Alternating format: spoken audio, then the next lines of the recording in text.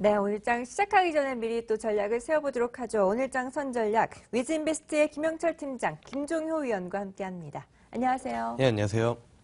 네, 어제 시장 4월의 첫 거래일이었습니다. 외국인과 기관 모두 매도 우위를 보여주면서 수급 공백 상태를 보였고요. 그로 인해서 코스피가 2030포인트를 하회하면서 박스권에 갇히는 양상을 보여줬습니다. 이런 흐름이 계속 이어진다면 앞으로 또 답보 상태가 될 텐데 어떻게 평가하시나요? 일단은 뭐 다음 주까지는 좀 그런 흐름들이 이어질 가능성이 좀 높다 이렇게 좀 보고 있는 부분들이고요. 사실 이제 뭐 박스권이라고 보기보다는 오히려 이제 추세대 안에서 좀 움직인다라는 부분들이 조금 더 맞는 표현일 것 같습니다. 일단은 거래소나 코스닥이나 사실 21선 부근들을 작년, 그러니까 뭐 12월 그리고 1월 달부터 계속 타고 올라오는 그런 흐름들이었는데 아직 21선은 그렇게 강하게 하향 이탈을 하는 그런 흐름이 나타나고 있지 않기 때문에 어쨌든 뭐 시장의 방향성은 아래쪽보다는 위쪽일 가능성이 조금 더 높다. 추세대를 깨기 전까지는. 사실 지금 이제 차트를 하나 준비를 했는데요. 뭐 보시는 거 아마 대부분의 투자자들이 장중에 많이 보실 겁니다. 지금 뭐 코스피 60분봉 차트인데 일단 지난해 말부터 해가지고 추세대가 상당히 이제 견조하게 움직이고 있는 부분들입니다. 그래서 사실 추세대 안에서 움직일 때 상단을 터치하고 하단을 터치하는 거는 뭐 크게 추세적인 하락이나 상승이라기보다는 오히려 그냥 추세대를 유지를 해주고 있다라는 부분들이 조금 더 맞는 표현일 것 같고 일단은 뭐 하단 추세대가 21선 그리고 그 자리가 한 2015포인트에서 2010포인트 정도 되니까 그 정도까지 조정을 받는 거는 뭐 견조한 조정이다라고 보시는 게 조금 더 맞을 것 같습니다. 일단은 뭐 지금 문제는 뭐냐면 근데 여기서 추가적으로 상승을 끌만한 모멘텀이 강력히 있느냐 또는 하락으로 이제 뭐 내릴 만한 악재가 있느냐 그 부분들을 좀 살펴봐야 될 텐데 일단은 상승으로 강하게 끌만한 모멘텀도 없고 아래쪽으로 내릴 만한 모멘텀은 사실 뭐 그리스 이슈인데 그거는 뭐 크게 이제 뭐 부각이 될 것 같지는 않는 상황이기 때문에 다음 주 같은 경우 특히나 이번 주부터 다음 주 같은 경우에는 삼성전자 실적 발표 그리고 다음 주 이제 만기 그 이슈로 인해 가지고 변동성이 조금 확대될 가능성이 좀 높고 그 변동성이라는 거는 자체는 사실 뭐 내부적인 요인보다는 해외 시장이 조정을 받으면 국내 시장도 뭐 하락을 해서 출발을 하고 거기에서 이제 수급 공방이 일어나고 해외 시장이 특히나 이제 뭐 미국 시장이 올라서 시작을 하면은 국내 시장도 올라서 그 부분에서 이제 수급 공방이 일어나는 그 정도의 흐름들로 좀 봐야 되지 않을까 이렇게 좀 보고 있고요. 전반적으로 거래소냐 아니면 코스닥이냐 두 시장 중에서 어디서 투자를 해야 되냐라고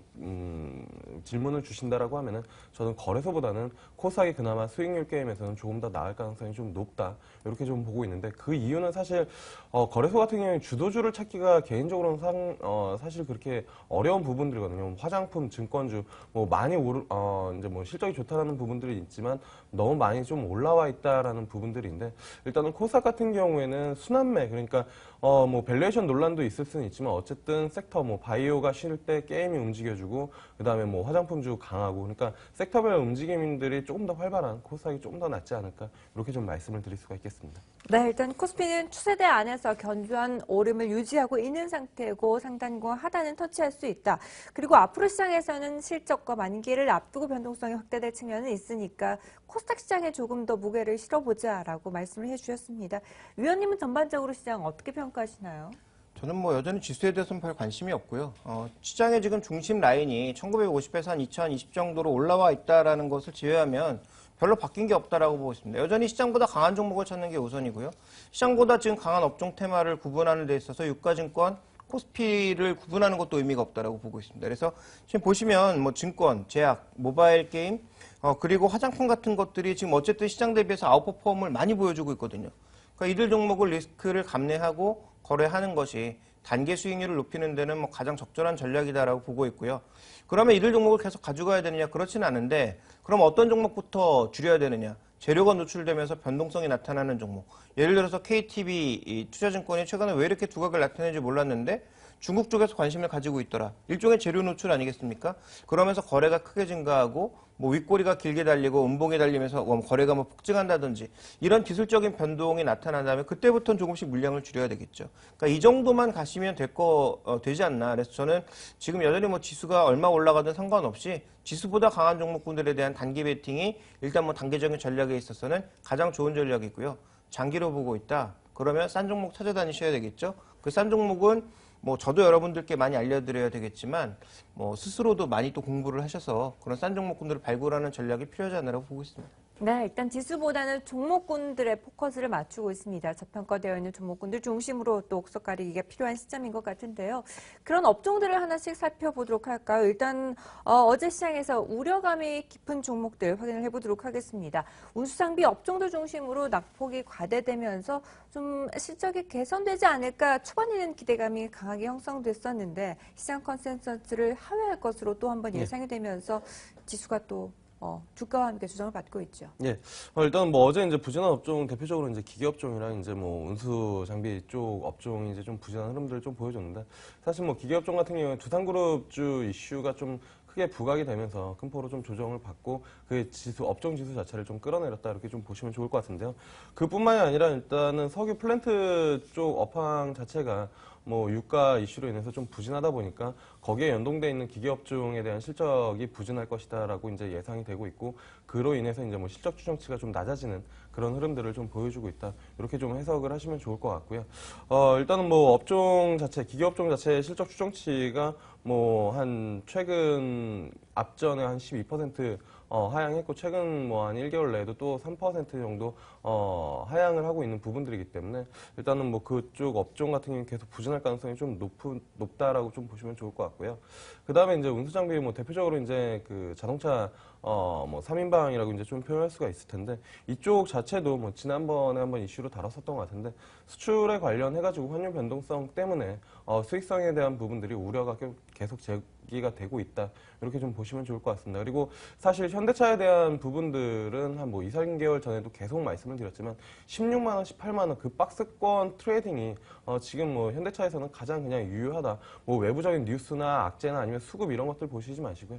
16만 원 언더 슈팅 하면은 분할로 매수를 해서 위쪽으로 올라오면 한 18만 원 부분에서 매도. 뭐 차트를 보시면 아시겠지만 2, 3개월 내에 계속 16만 원, 18만 원 박스권이기 때문에 그렇게 좀 대응을 하시면 좀 좋을 것 같고요. 그리고 이제 앞에서도 뭐 위원님도 말씀을 해주셨지만 지금 자체에서 업종이 되는 업종은 이제 뭐 상당히 이제 좋은 흐름들을 좀 보여주고 있고 안 되는 업종은 상당히 이제 좀 부진한 흐름들을 좀 보여주고 있는데 수익률을 좀 높이려면은 되는 업종에서 조금 뭐 매매를 하시는 게 이제 좀 더 바람직하지 않을까. 매매라고 말씀을 드리는 이유는요.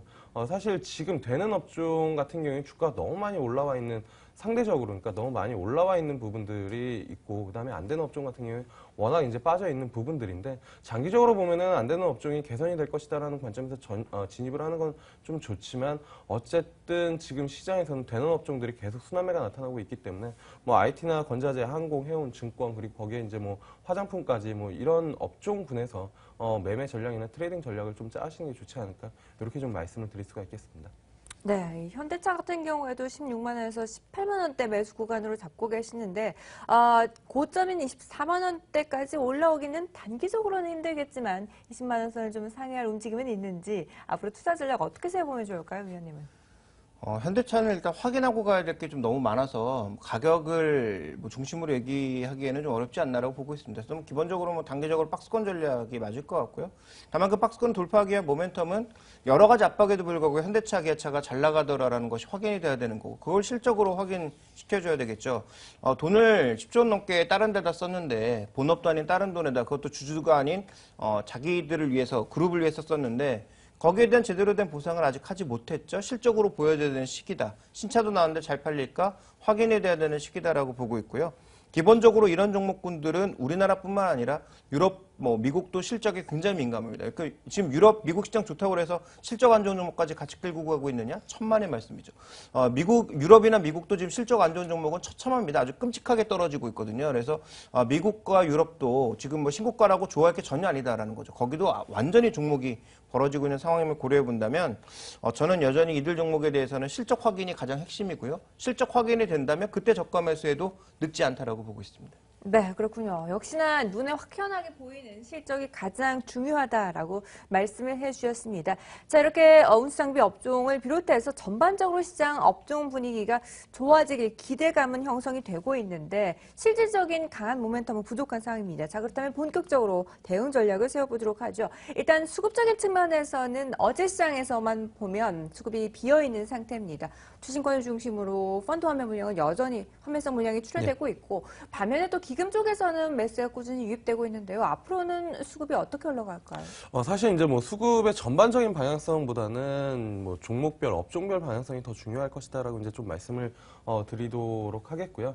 그리고 이제 뭐 실적 CJ나 아니면 최근 시장을 대응할 때 뭐 흔히 시장에서 가끔 뭐 농담처럼 수급이 깡패다 이런 이야기들을 좀 하는데 최근 시장이 그 말이 가장 들어맞지 않을까 이렇게 좀 보고 있습니다. 그러니까 기관이 연일 매수했었던 종목들은 횡보 기간을 거치고 뭐 일시적으로나 아니면 중기 이상으로 시세를 좀 크게 좀 뽑아내는 그런 흐름들을 좀 보여주고 있기 때문에 기관 쪽에서 이제 꾸준하게 매수가 좀 유입됐던 종목들이나 아니면은 첫 기관 매수가 좀 잡히는 그런 종목들로 위주로 포트폴리오 전략을 좀 꾸려보시는 것도 변동성 확대해서 좀 대응할 수 있는 그런 부분들이 아닐까 이렇게 좀 보고 있고요.